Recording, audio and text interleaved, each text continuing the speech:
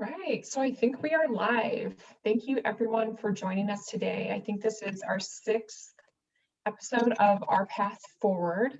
Our Path Forward is a weekly live Facebook show by CAIR Washington that gives viewers a behind the scenes look at the work that we do at CAIR Washington and invites viewers to join with us in reimagining what our path forward looks like in this post-Trump, post-COVID, inshallah, era. And today we're talking about our path forward, remaining steadfast in the fight for racial justice. So today's theme is steadfastness, and we're talking about how that applies to justice, but also these fights against, connected fights against Islamophobia, racism, anti-Asian hate, etc. And today we have a really awesome team joining us in no particular order. We have our returning guest, Imran Siddiqui, our executive director at CAIR Washington. We also have Aydin, I'm trying to get the view here to see everyone, there we go. We have Aydin Anwar, who is our community outreach fellow over in Yakima, Washington. And we're also joined today by one of our newer board members, attorney Sumaya Wahid. She's a CAIR-WA board member.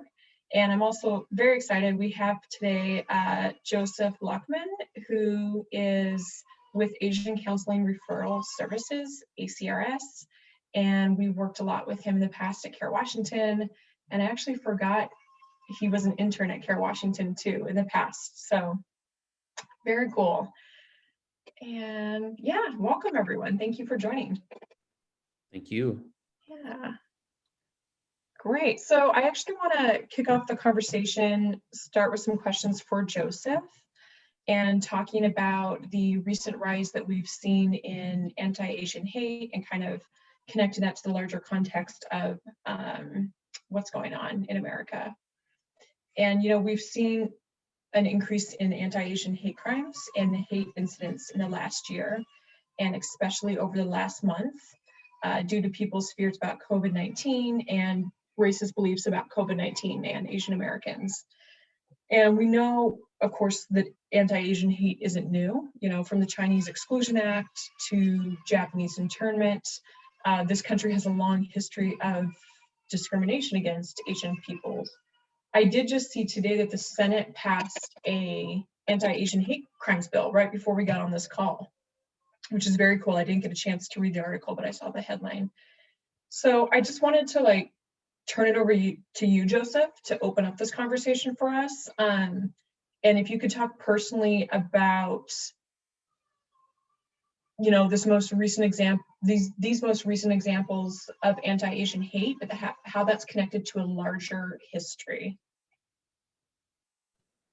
Thanks so much, Jessica. And it's really nice to be here with all of you. I'm just so appreciative. It's always such an honor to share space with CAIR and just members of the Muslim community. Again, so Joseph Lachman and I was actually an intern at CAIR back in 2016, and I really enjoyed my time with Arsalan, Jasmine, and Megan, and others who were there at the time. I learned a lot in that time. I also wanted to mention, getting to your question about what, in sort of my own personal history, led me to being a part of the work that I'm in now. And a major part of that was my family being incarcerated as one of around 120,000 Japanese Americans who, because of widespread racial prejudice and wartime hysteria and other underlying factors related to kind of racial bigotry, that led to this mass injustice. And really seeing how there are members of my family who are alive today who actually went through that as children or as teenagers back in the early 20th century. And that was actually really the thing that made me think to contact CAIR. And I asked, if there were any opportunities available to help, just as someone who understood, a bit of, a personal perspective of how kind of the hysteria and racism can impact marginalized communities.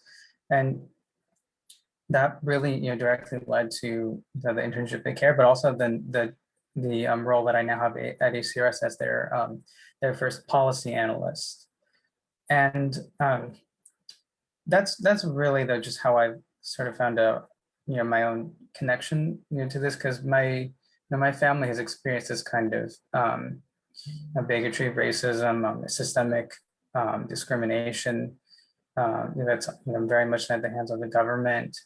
And it's really led me to want to find as many ways as possible to strengthen ties between different communities who are facing these types of forms of oppression and marginalization, and figure out how we can really work together to push back on it. Because I think, like you hinted at, you mentioned before, that really there's so much that we can say is white supremacy that's underpinning all of this, and then just see how it manifests differently against different communities that we help to serve and represent and protect. So I think that helps sort of just talk a little bit about my, my personal connection with it. But I look forward to, talking a bit more about how, that's sort of played out in my, professional role. The last thing I'll mention, just like that, you did mention the bill that Representative Meng had, representative from New York, had introduced Congress, and then how the Senate had taken some action on that, which is good to hear. And we definitely appreciate at least some congressional attention to this, but we always acknowledge how it is very much a complicated relationship in terms of not trying to seem like we're overly reliant on law enforcement to look for solutions for protecting our communities. And I know that's been a source of sometimes frustration and I think some complexity even for for the Muslim community as well. A lot of times we feel like we're reliant on whether it's FBI or local police department to work on issues like hate crimes or bias incidents, but always trying to think about how it's affecting other communities of color, and figure out what are the long-term strategies you can really look to help protect our communities. With that, I'll pass it back. Is Jessica still there? Oh, okay.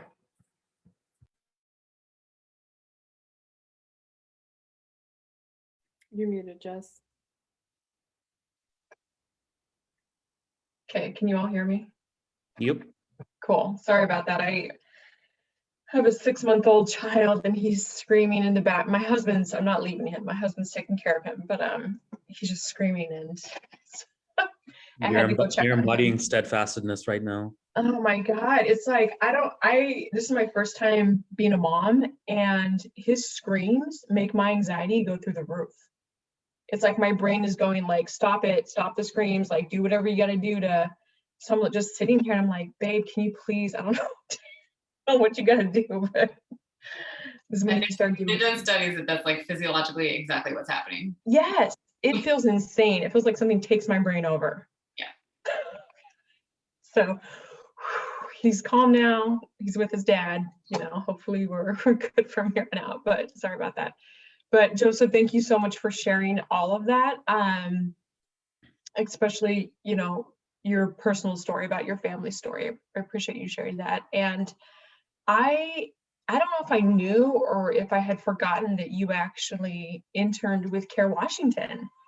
That's crazy. Like when you talked about working with CAIR Washington, I kept thinking, oh yeah, when the Muslim ban happened, we CAIR Washington partnered with ACRS, and we did these different rallies and protests, and ACRS and, other Japanese American and Asian American organizations really showed up for us. And I thought that's what you meant, but you've been part of the CAIR Washington family, I guess, for a while now, which is cool.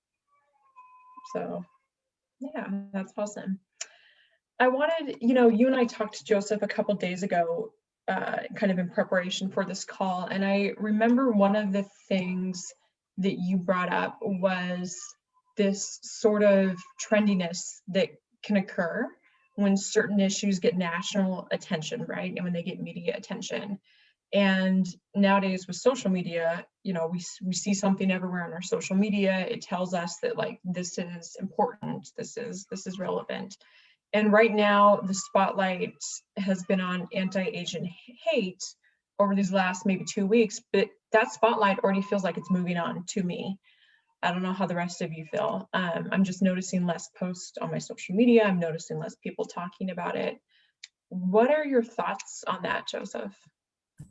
I really appreciate you helping with um, bring up this topic, because it actually made me think of multiple instances of this kind of phenomenon. It's just with so many, for example, mass shootings going on in the US, the media's attention moves on from this. So sometimes it's something very sudden because of a new incident, and sometimes it's just that, sort of the attention just dies down after a while. And I think pretty quickly, with the support for Asian American communities, we really tried to maintain some of that momentum and at least carry some organizing moving forward. But it is really tough to see how quickly the cycle can move, with that yet another shooting. And also thinking about the Sikh community that I know CAIR-WA has always prided itself on serving as well, because of the way that the oppressions overlap. That the Sikh community is also grieving now and has really had, I think, very little. I feel like they almost didn't even get a moment in the spotlight compared to some of our community members who I think have received some of that attention. I was also just looking at the progress for the No Ban Act as well. Thinking about the Muslim community and how the attention was so it was so intense at the beginning there, when we were able to show we could get people to go to the airport. Members of Congress would be there and demanding answers, and after a while it became just sort of like another thing on another pile of horrible things that the previous administration did. And it felt difficult to like sort of maintain that feeling of urgency, of direness.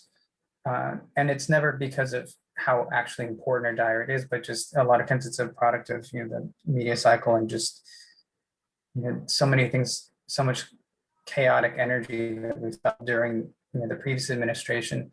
And to some extent, it doesn't feel like it's I like to think that obviously a lot has improved with the change in administration, but still seeing that it's still tough. It doesn't make society broadly change attitudes towards the communities that we serve. And so it's just been a tough it's been a struggle to sort of take in this initially a fire hose of support essentially, and try and turn that into like a something sustainable in a way that we can actually continue supporting the existing programs that we're trying to run, and actually continue helping. Because ACRS is trying to serve over 30,000 community members in over 40 languages and dialects and per year, and it's not something that is it doesn't go away, right? It doesn't, the need will always be there. So I think we'll talk more about that later, but I appreciate you bringing up that topic about dealing with that kind of the shorter attention span of the media cycle. Yeah, thank you, Joseph. On that note, it reminded me of this article that I saw, and I actually found it. This came out last August. It was in, I'm going to pull it up here just so I can reference it. This was in 538, and this was an article, and I think other people wrote on this, but it said support for Black Lives Matter surged during the protest, so last summer, but is waning among white Americans. And I thought this one line from the article kind of summarized the point of the article really well. It says, as media attention turns away from the protest, it may simply be easier for white people to forget about the issue, while the stakes were always greater for Black Americans. there's a lot in that article, and we can actually, I'll put that link in the comments for people to check out. But the point of the article, it's basically saying, look, Black Americans have always cared about this. What we saw with, and I realize this is leaving out lots of other groups of people, but it's only talking about Black and white Americans. And with white people, the protest last summer, George Floyd, the murder of George Floyd, really brought it to white people's attention, and they started being in favor of like more police accountability and being in favor of BLM. And then as the summer went on, white people's attention span and also like their views on this stuff started to trend downward. So I just wanted to share that with everyone, and you know, we can all open that up too to talk about that article. But I wanted to turn to Aiden really quick and just ask Aiden a question. Aiden Anwar, as I said, is our community outreach fellow over in Yakima, Washington. Aiden is also a human rights activist and someone who has specifically advocated for the rights of people in East Turkestan and done a lot of activism and work around the genocide that is happening over there. And Aiden, you said something interesting to me. You said, you brought up the question of how can we make it so that we're not relying on these systems being the traditional media and social media to bolster these movements. You said, how can we get people to continuously care and to take action? And to me, it's what you're talking about here is long-term sustainable action, right? And change. So I wanted to ask you, Aiden, what do you think needs to happen to lengthen the American public's attention span when it comes to issues of injustice, especially issues that might not impact them personally? Yeah, so when it comes to, I'm going to speak on my experience with regards to advocating for the Uyghur population, which, by the way, you know, we have millions of people in internment camps at this very moment, including my own relatives. And so, Joseph, when you're mentioning how you had family in internment camps, I was immediately relating, and unfortunately that pain is ongoing, and so much of our community has been traumatized. And it's the internment of Uyghur people is not really due to white supremacy, it's probably due to Han Chinese supremacy, to the point where they're actually using these camps to indoctrinate Uyghur people and basically get rid of who they are as an Uyghur nation, get rid of their ethnicity, their religion, force them to speak Chinese, meanwhile humiliate them, torture them, and exterminate them in these camps. I think throughout my time doing this work, one thing that was really frustrating, I think made the work a lot harder, was seeing this kind of, seeing the way that the media flowed with what was going on. So there's, at one point, there's like, first of all, in 2015, 2016, absolutely no mention of what's happening. And the concentration camps started in 2016. Even before concentration camps, there's a lot of oppression occurring. We've been undergoing an occupation by China since 1949. So not much media coverage whatsoever. But then this camp thing started, right? And then it took 2 years. It wasn't until August of 2018 until finally the media, I would say, blew up. The UN basically released a statement saying that over 1 million people are in these Chinese internment camps. And then from there, all these other media sites picked up. Because I remember, because I was doing a fellowship at TRT World, which is a journalism site based in Turkey. And I remember all of a sudden they were trying to get onto the story, even though I was like there trying to like have them publish stories on it left and right. And it got to the point where we have over 1 million, the official number was over 1 million people detained in these camps, right? And so I was thinking to myself, like, what makes it so that media actually, like, I was just thinking, you know, why did it take this long? Why did it take 2 years? Though so many people are dying every day in these camps, and it took to this point for it to be talked about. And then one thing I learned while being a fellow there was media, it's all about, it's a business at the end of the day. It's what sells. You know, if people are not talking about it, then it's not, you know, most likely people are not going to pick it up that fast unless it becomes, I guess, again, blows up, right? And, you know, people will say that we didn't have enough evidence, we didn't have this, we didn't have that to basically corroborate the claims that were being made. Even to this day, you still have a lot of genocide deniers, people saying it doesn't take place. But one thing that I kind of concluded with that was like, we can't rely, at least with this issue, we couldn't rely on the media 100% to continuously advocate the cause in the way we were trying to. Even the narratives that they were making about the Uyghur people, calling us ethnic minorities, saying that we were Chinese Muslims, you know, really using problematic terminology to kind of describe the whole situation. We were getting frustrated because it's like, we're here, we have Uyghur diaspora who can talk for you guys, but you're not really reaching out to them. And you're instead, you know, taking outsiders to speak on this issue. So going back to like to the question at hand, I think one thing that does help, but this is where the challenge comes to play, because when it comes to this issue, you do rely on media to uplift those voices, is really uplifting the voices of the oppressed people themselves. So for me, like even being an Uyghur American, I didn't really understand how horrible what was happening. You know, I didn't really understand how horrible things were in East Turkestan until I spoke to refugees directly, like to their face. And, you know, a political prisoner was showing me the scars he got from prison because the way, describing the way he was tortured. Like for me, it didn't hit me until this guy was telling me to my face. Or it wouldn't hit me until I would watch a video of a camp survivor talking about the ways that they endured this trauma, right? And it's so sad because I'm wondering like what makes it so that a person actually viscerally reacts to something, right? Like sometimes some people may just hear about it in the news and they'll feel anger, which is good. Sometimes people might need to know somebody who's been, you know, systematically face injustice, or sometimes they have to face injustice themselves. And it's a really sad reality. Is like not everybody, like most of us naturally just want to go into our little privileged bubbles and just kind of live our lives. And so I don't know if I have a clear answer for that, and I'd like to open it up to what you guys think. But like for me, it was about like basically making these stories real, like making it so that people understand what this pain feels like.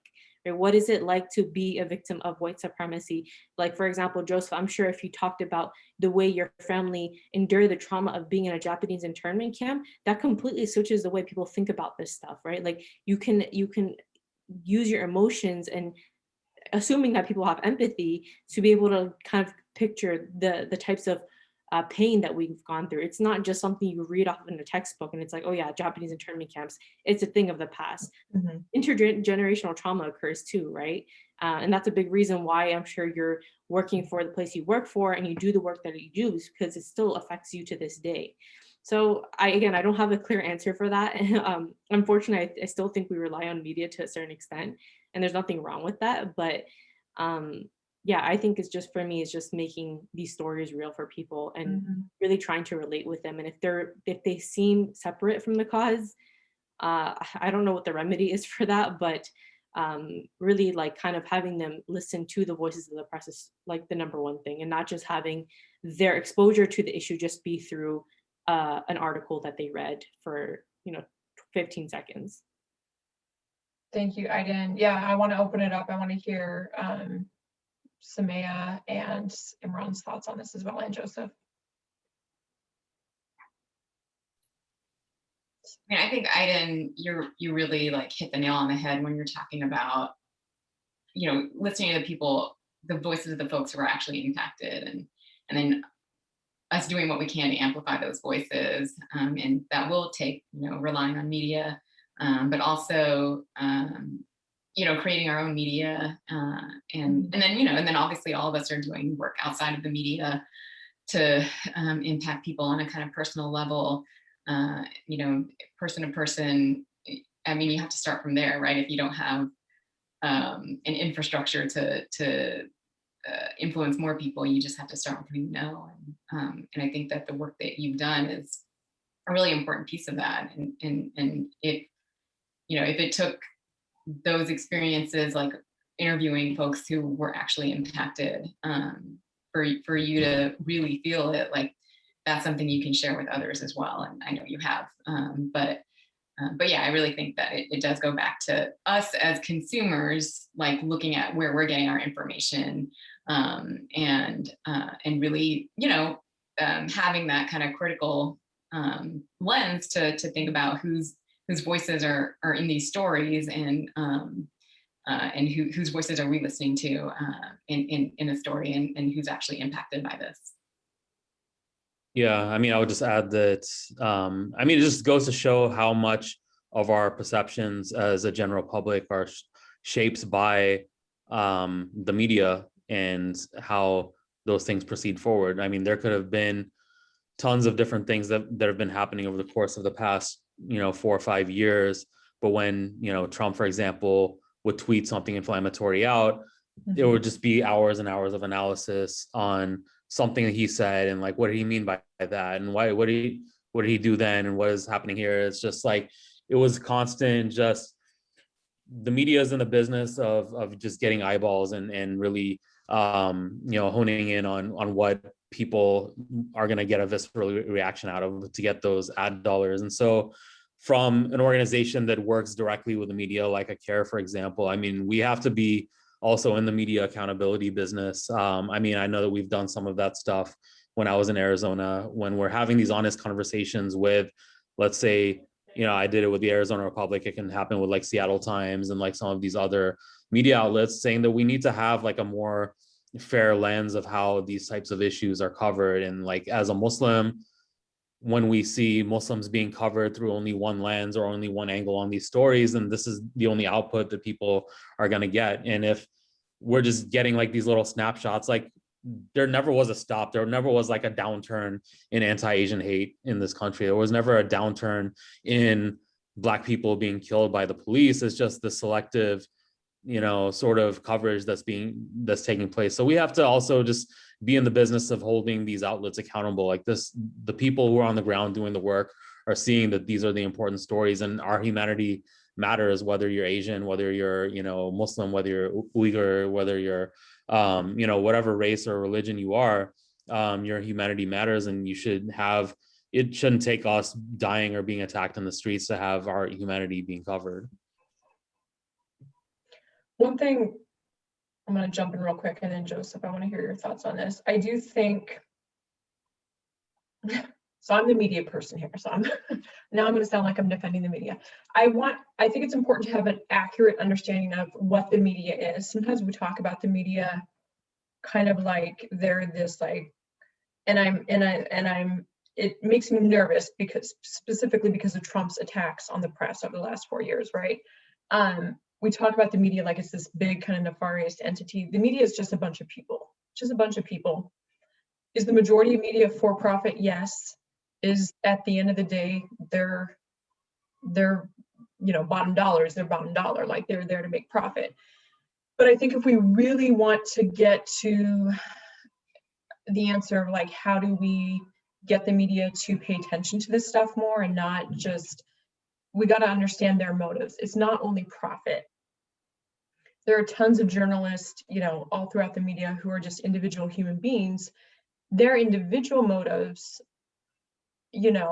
usually aren't profit. It's usually like, I want to be successful in my job. I want to tell a powerful story. I want my story to be on the cover of, the newspaper I write for. I want my story to get the most reads online.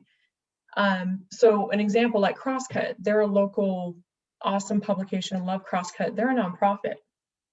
I think they're not for profit, but even Crosscut, they're going to have motivations of like, well, journalists are always looking for what's trending. You always want to be current. You always want to be relevant. And it's hard because I also think about this idea of like how human beings we're creatures of consensus is something I've been thinking a lot about, that when something is popular or trending, you get sucked into it. Like if I see people on my social media really talking about something, I'm going to start caring about it. I'm going to look into it, I didn't go out and educate myself on like the rise in anti-Asian hate. It was brought to my doorstep on social media, the death of George Floyd was brought to my doorstep. Like these things have been being brought to me, and then it pulls me in, and I care about it because I care about these issues, because I care about human beings, but also the people that I like and follow and surround myself with are talking about these issues and saying that they're important and they matter. The media, journalists, they think the same way. They're just like us. And I also think the other important thing to keep in mind is like, we don't ever want to think about it like, yes, the media are gatekeepers, but it's not just like a one-way thing. The media, it doesn't just start, like the media doesn't set an agenda and decide what's important and then make it important. The media gets pushed to make something important. The media gets pushed to care about. So like with what's happening in East Turkestan, that was because of the work of activists and of some journalists who were covering it and saying this story matters. And after enough pushing, and then, you know, I don't know what was kind of that breaking point, the UN got involved and maybe some key politicians got involved, you kind of build an issue to a place where it's big enough that all of a sudden the majority of the media turns and looks at it and says, okay, everyone, you know, people seem to be talking about this, we should be talking. There's kind of that tipping point. So I hope that's empowering to think about the media is responsive. Like if you make something a big enough of an issue, like activists have real power in that, you know, journalists have a role in that, politicians have a role in that, we all have a role in that. That's just what I wanted to say from kind of a media perspective, but love to hear everyone else's thoughts too.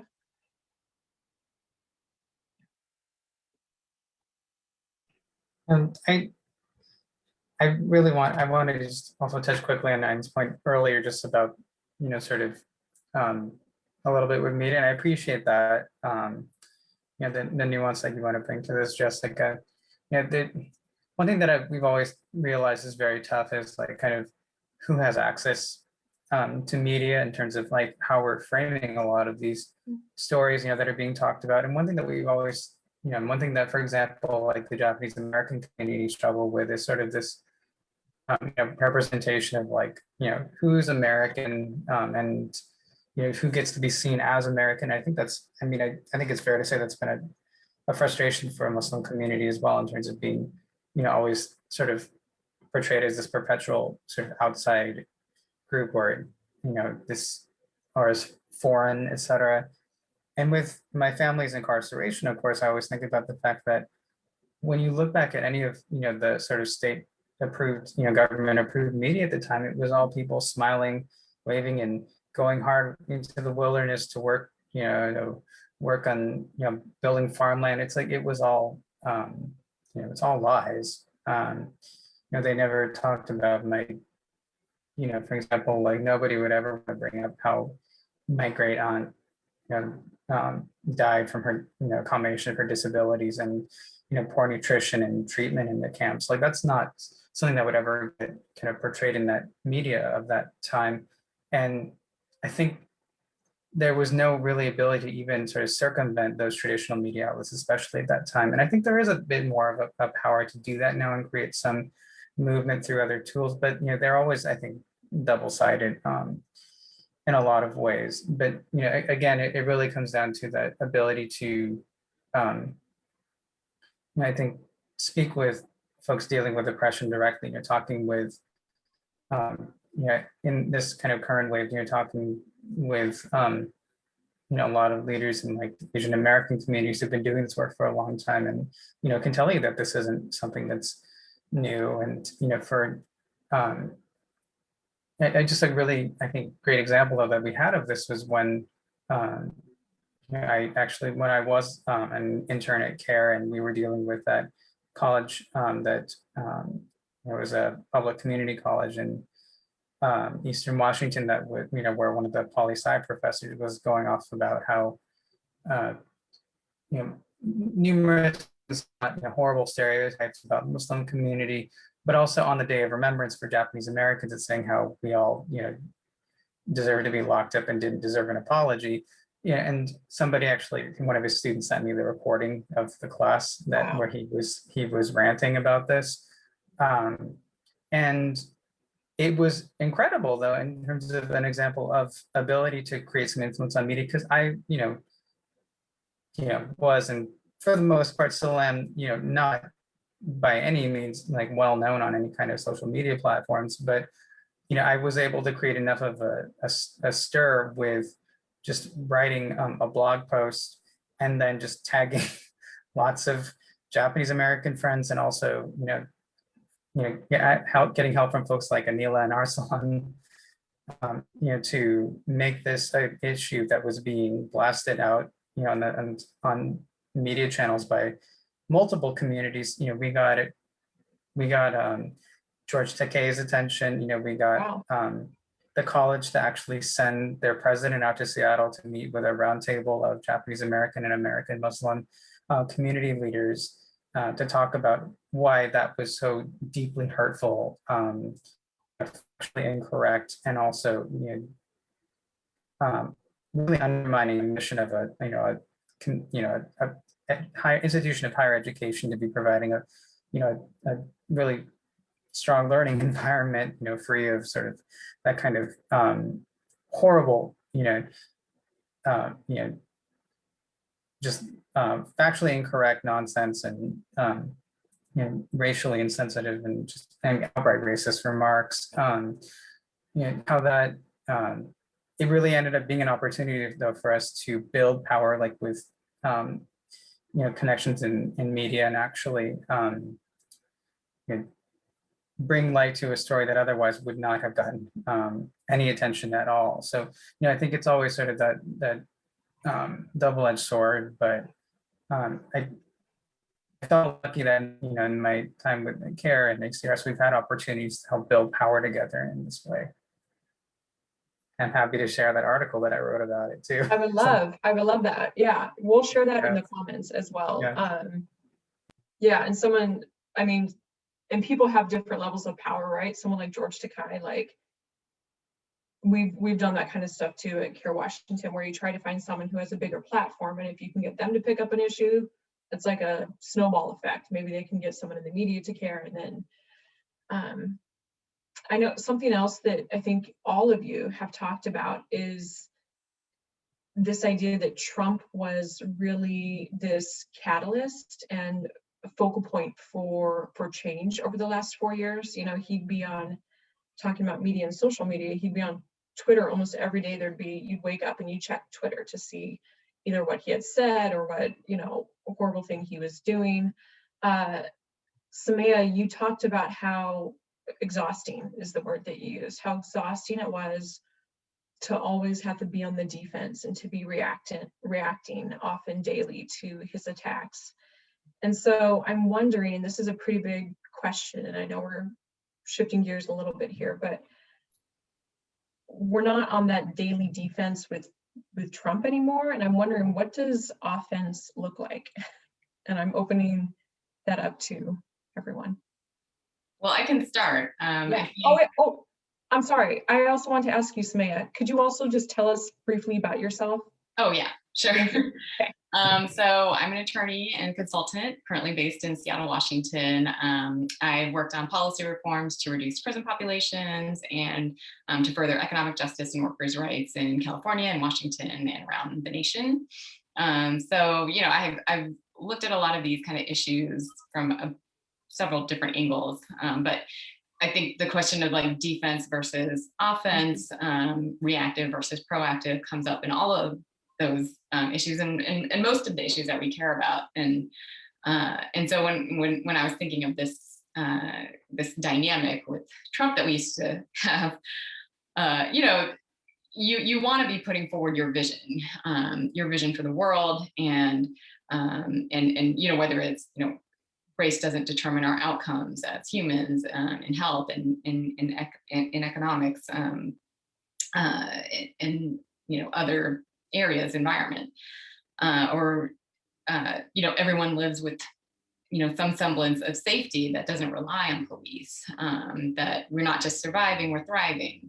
Those are general statements from which you can kind of build into the specifics of what we actually want the world to look like, so that you don't, and I think a lot of the sort of conversation around defund police is about this too, which is you don't have to take as a given what we have right now. And there are so many things that are wrong with what we have right now, because this is a country built on white supremacy and genocide and racial violence. So it actually makes sense to think about starting over and starting from an assumption of the basic humanity of everyone in this on this land. So So that's just something to start, and I can let others speak and talk about this more. Thank you, Samaya.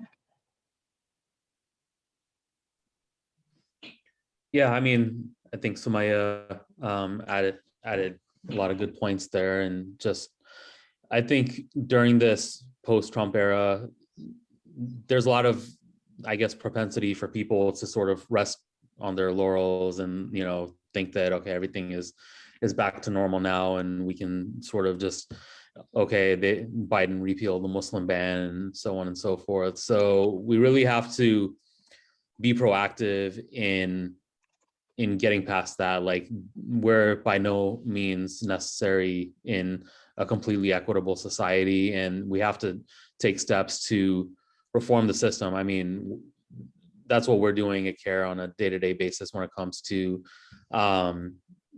like police reform, for example. We've been advocating for these bills for like the immunity that police departments get, the police tactics, and so on and so forth. Like, this George Floyd verdict was a positive sense of news, but at the same time, like, that doesn't tell us that okay, the system is fixed because one instance of this happened. So we constantly have to be reframing our mentality and pushing forward, because we see, I think now more than ever, we've seen like the masses are seeing what really structural bigotry is within our system, and that's becoming like a commonplace term that people are using in their conversations now, whereas like maybe a few years ago people didn't know what structural racism and so on and so forth were. So the fact that this is actually being identified and that we're taking steps to dismantle this step by step is an encouraging step. So it's just like, not when we get into this binary of partisan politics, that is a dangerous trap to get into, especially if you're an activist. So you just have to consistently stay, push forward with your values regardless of who is in power.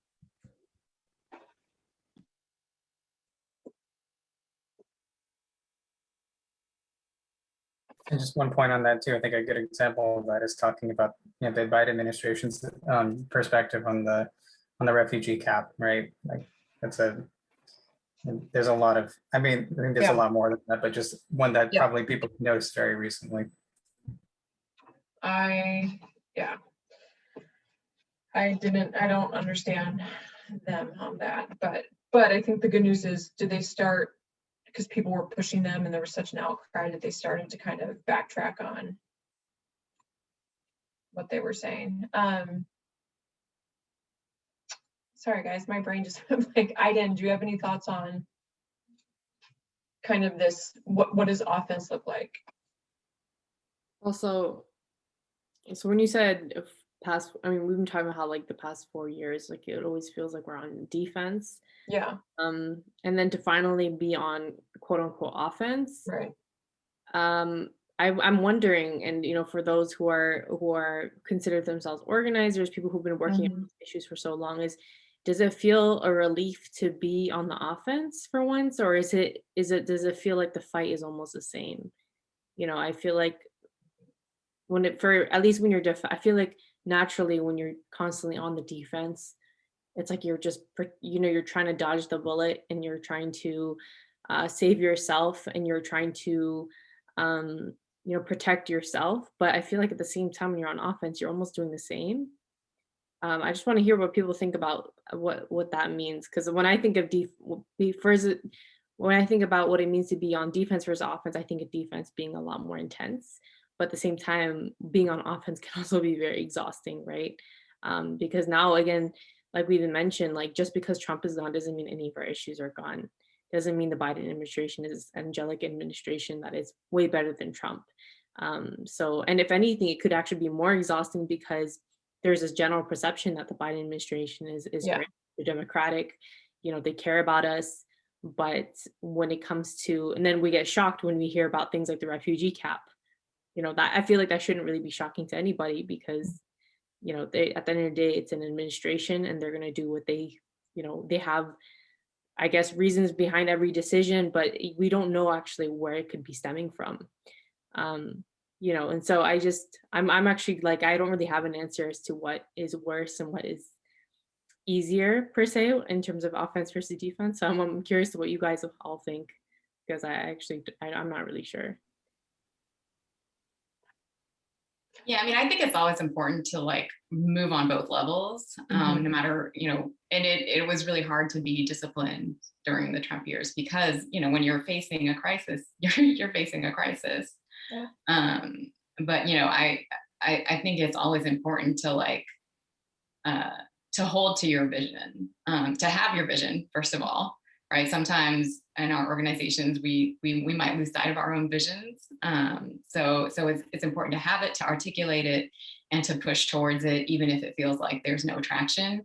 I would say right now, I'm not an organizer, but as somebody who's, trying to formulate policies for, my clients to work on, I do feel like it's possible now to go more bold, to really ask for, the dream. I mean, what we consider the dream now is going to be different from, when we make a bigger dream possible in the work we do today. So, but I do feel like it's the conversation right now is elevated, to where we can really talk about like really working towards a vision that's not just about stopping the harm, but it's really about like making sure that all of our community members are thriving.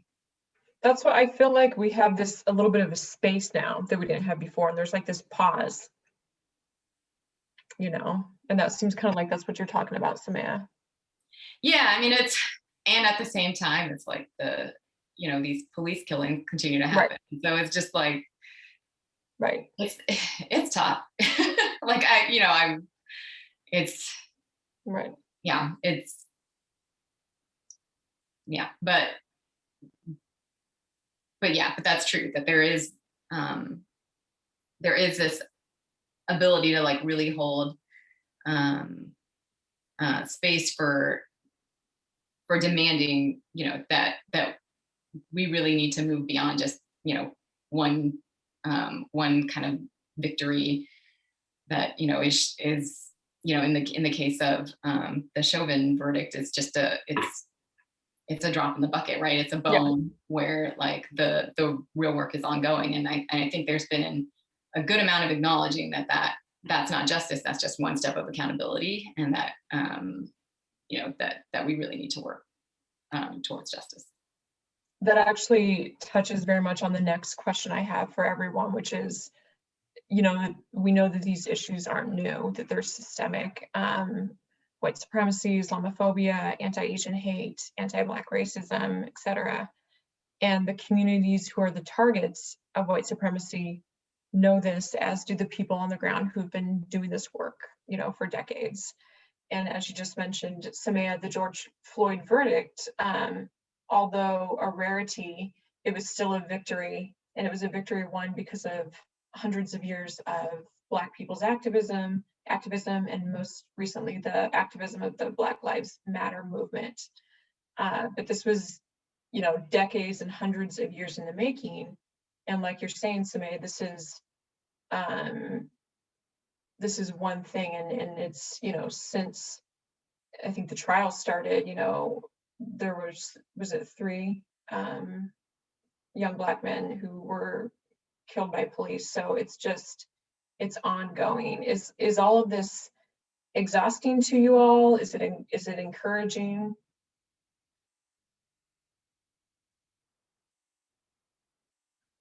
I know that's kind of vague, but I guess we're talking about like we have this moment, but also these issues are, systemic and ongoing. And I just want to get everyone's like feelings on, how do you feel personally right now? Do you feel encouraged? Do you feel like this is a moment? Aiden or Samaya, would you like to start maybe instead of me? What'd you say? Someone other than me could start maybe. I'm definitely happy to answer though. Okay. Yeah, I mean, I think there's little moments of encouraging. I mean, it's good to see maybe this Chauvin verdict was something that we may not have seen 10, 20, 30 years ago, the time that we live in.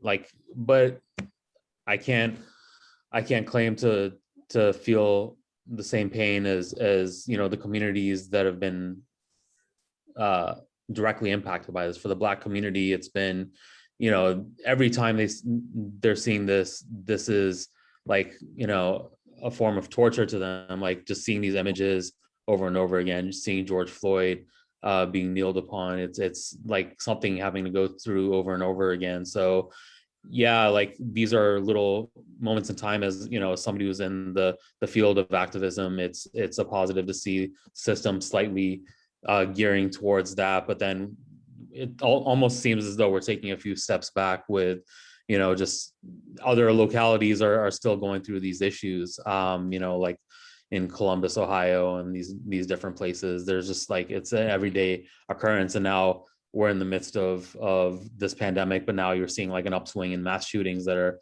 taking place again. Like, we learned nothing from this rash of mass shootings that took place before we got into COVID, and now as we're coming out of the pandemic somewhat, like there's just this rash of mass shootings that are taking place again. So it's exhausting somewhat, but it just shows us that we have to be steadfast and resolute during these times. I mean, we're in this for the long haul, to fight for equality in our system and to make sure that there are more just laws on the books. And it's just something as activists we have to continue to contend with.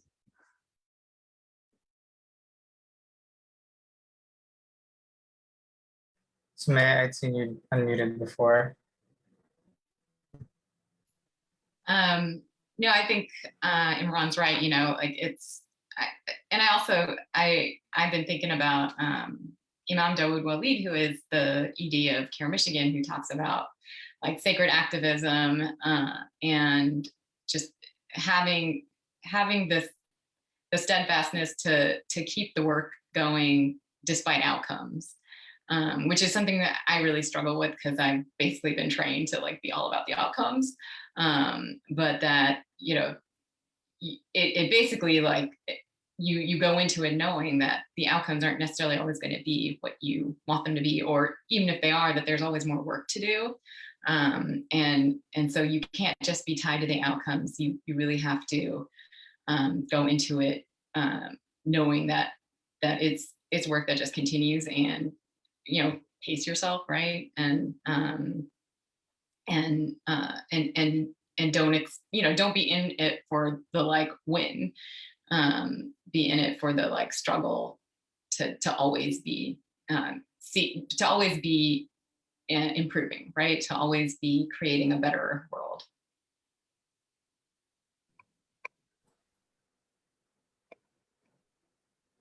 I didn't know I had to talk to. Go for it. I'm sorry, I apologize. I got kicked off and I'm back, so I'm not sure who spoke. Joseph, did you want to share? Imran went and then Samaya went. I was just seeing if I didn't want it to say anything. I mean, my only thought to what you were saying, Samaya, was that like the whole concept of steadfastness, is always remembering that this is just a struggle that's going to continue. But I think with that comes a lot of possible burnout as well. This is coming like from my own personal experience, and I think in this process, when we are doing the work that we do, is that we do continue to take care of ourselves as well.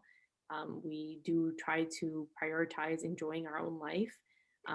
Sometimes I would think that would sound selfish, but I'm like, if in order for us to continue what we do, we have to be in the proper mental health state, proper physical health in order to continue, because trying to do this work when you're crying, or when you're traumatized, or when you're dealing with so many other issues is not, I don't think does any good to the cause, including to yourself. So I just want to like throw that out there. When I think of steadfastness, I'm like, yeah, it's great, but I'm also like, we also have to know, I think part of that's also knowing when to step back and to really like assess what, to what extent we can do as individuals, and to give ourselves that break, and to also like focus on our family, focus on our well-being, because again, the struggle will always continue, so we can't also destroy ourselves in that process. So that's all I want to add. I totally agree. I wouldn't want anything I said to be taken as no. It's just my first thought, because I'm still experiencing some effects of burnout from of the genocide occurring. So it's just something I wanted to share in regards to that specific topic. But yeah, Joseph, floor is yours. Yeah, I personally, went through a pretty tough, burnout even in my first role at ACRS, and I had to kind of push through that because I was trying to do too many things at once, and it really can feel like, if you kind of get this thing where you kind of guilt yourself if you don't feel like you're doing enough, or if you feel like you could be doing more, and really, you're just making it impossible for you to do things you want to do already, well. And so I really learned to be nicer to myself in that regard, and just remind myself too that, this is, the whole idea of it being a marathon, and that the problems that, we're dealing with, they're not something that, necessarily we're not going to fix in our lifetime necessarily, but that doesn't mean that we're bad at what we do, or that what we're doing isn't worthwhile. It's just that, it's but still learning to value, a lot of that just really important relationships and partnerships we've been able to build, between like ACRS and CAIR, for example, and others, and really just trying to appreciate those, and keep supporting each other. So I've really learned to try and still, while acknowledging the seriousness and the breadth of the issues that we're dealing with, appreciating some of those things that we are seeing on the day-to-day basis. And with the previous administration, like, it did feel a lot of times like every day was like another dumb surprise that we would get, another executive order that would be thrown out there haphazardly to throw off the media cycle. We had to teach ourselves how to still recognize the importance of those, but not let it become kind of a tool for distracting and exhausting us. And that's, I think, something, a skill that we built up over that time, a lot of us, and a lot of folks who are in organizing spaces and advocacy spaces. So I really, took a lot of lessons from that, sort of helping myself. But ultimately, I'm super grateful though for just the opportunities I've had through the work to build really meaningful relationships and partnerships with folks like you. Also, just also a big thank you. Thank you, Joseph. What you said makes me think of something Jane Fonda said about, because she's really involved in climate change activism. And she said, when I was young, I thought activism was a sprint. And then when I got older, I got wiser, and I thought activism is a marathon. And she said, and now I finally realize activism is a relay race. You got to keep passing the torch, and that it is, generations, and this is just an ongoing thing. I hope that's encouraging. But any final thoughts on anything we've talked about, steadfastness, any of this? I would just like to say, like, when Aiden was talking about taking care of yourself and your family, like, that is part of the work too. Yes. Especially when your community is under attack, like, your joy and your family's happiness is an act of defiance. And it shouldn't have to be that way, but it's definitely, I think, the heart of the work. I never actually thought about it that way. Thank you for pointing that out. Well, thank you, everyone. This is the longest Our Path Forward that we've had time-wise. We've gone an hour here, and just a really great conversation today. It's the biggest group that I've had as well, so I'm trying to navigate that. But I feel like we could probably talk for hours longer just about this topic. So I really appreciate everyone being here. Appreciate everybody's insight and vulnerability and sharing personal stories. And I probably want to have all of you back and, to talk about more things. So next week, Our Path Forward the theme is service. And we're actually going to have the entire CAIR Washington staff on Our Path Forward. And we're going to all kind of talk about who we are as people, the work we do, and share some of our personal stories about why we do the work at CAIR Washington. So I'm really excited for that one, and I hope you all tune into that as well. And I will post some of those links that I promised in the comments section. So thank you, everyone, so much. Appreciate it. Thank you. You. Thank you.